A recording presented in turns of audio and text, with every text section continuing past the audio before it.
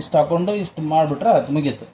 Suppose ಇಲ್ಲಿ ನೋಡ್ಬೇಕ್ರಿ, ಈಗ ಇದ್ರೊಳಗೆ ಏನಿದೆ ಡಬಲ್ ರೌಂಡ್ ಆಗಿಲ್ಲ, ಈ ಟೈಪ್ ಕರೆಕ್ಷನ್ ನೀವು ಮಾಡ್ಕೋಬೇಕಾಗುತ್ತೆ. ಈ ಟೈಪ್ ದಾರ ಹೇಳಿದಾಗ ಇದನ್ನು ಕರೆಕ್ಟಾಗಿ ಈ ಟೈಪ್ ಸೆಟ್ ಮಾಡ್ಕೋಬೇಕಾಗುತ್ತೆ.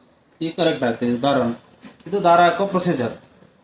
ಈಗ ನೆಕ್ಸ್ಟ್ ಏನಿದೆ ಅಲ್ಲ, ನಿಮಗೆ ಕ್ಲಾತ್ ಹೆಂಗೆ ಹಾಕ್ಬೇಕು ಅನ್ನೋದನ್ನು ತೋರಿಸ್ಕೊಡ್ತೀವಿ. ಈಗ ಸಪೋಸ್ ಈಗ ಮಾರ್ಕ್ ಮಾಡಿದ ಬ್ಲೌಸ್ ಇರುತ್ತೆ ಅಂತ ತಿಳ್ಕೊಳ್ರಿ.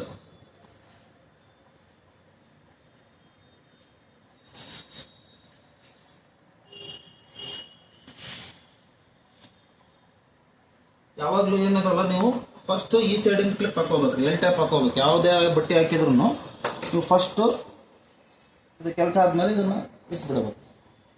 ಫಸ್ಟು ಈ ಟೈಪು ಒಂದು ಸೈಡ್ ಕ್ಲಿಪ್ ಹಾಕೋಬೇಕು. ನೀವು ವೇಟ್ ಒಮ್ಮೆಕ್ಲೆ ಹಾಕಿದ್ರೆ ಆಗೋದು. ಫಸ್ಟ್ ಒಂದು ಸೈಡ್ ವೇಟ್ ಹಾಕಿ, ಆನಂತರ ಇನ್ನೊಂದು ಕಡೆ ವೇಟ್ ಹಾಕಿದ್ರೆ ಅದು ಕರೆಕ್ಟಾಗಿ ಕುದುರುತ್ತೆ. ಒಂದು ದೊಡ್ಡದು ಒಂದು ಸಣ್ಣದು ಬರುತ್ತೆ. ಈ ಸೈಡು ಒಂದು ಎರಡು ದೊಡ್ಡದು ಒಂದು ಸಣ್ಣದು ಬರುತ್ತೆ.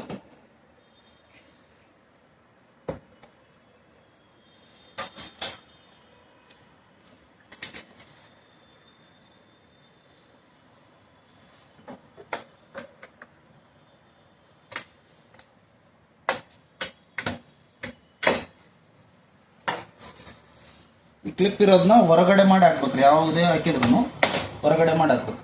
ಈ ಟೈಪು ಕ್ಲಿಪ್ ಹಾಕಿದ್ಮೇಲೆ ಎಲ್ ಟೈಪು. ನೆಕ್ಸ್ಟ್ ಏನಾದ್ರೂ ಅಪೋಸಿಟ್ ಹಾಕ್ತಿರಲ್ಲ, ಅವಾಗ ಕ್ಲಾತ್ನ ಎಳ್ದು ಹಾಕ್ಬೇಕು.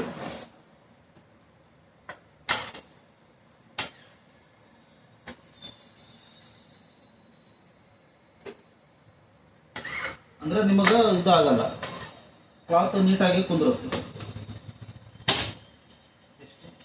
ಆಮೇಲೆ ಮತ್ತೆ ಸಣ್ಣ ಕ್ಲಿಪ್.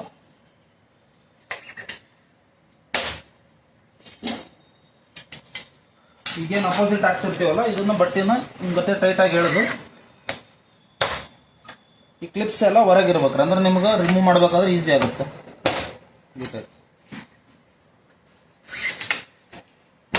ಈಗೇನಾಯ್ತಲ್ಲ, ಈ ಟೈಪು ಟೈಟ್ ಆಗಿರ್ಬೇಕ್ರಿ, ಬಟ್ಟೆ ಲೂಸ್ ಇರಬಾರ್ದು. ಇದು ಬಟ್ಟೆ ಫ್ರೇಮಿಗೆ ಕುಂದ್ರಿಸೋ ವಿಧಾನ ರೀ. ನೆಕ್ಸ್ಟ್ ವಿಡಿಯೋದಾಗ ನಿಮ್ಗೆ ಡಿಸೈನ್ ಲೋಡ್ ಮಾಡೋದು ಹೆಂಗಂತ ನೆಕ್ಸ್ಟ್ ಇದರಲ್ಲಿ ಹೇಳ್ತೀನಿ ರೀ.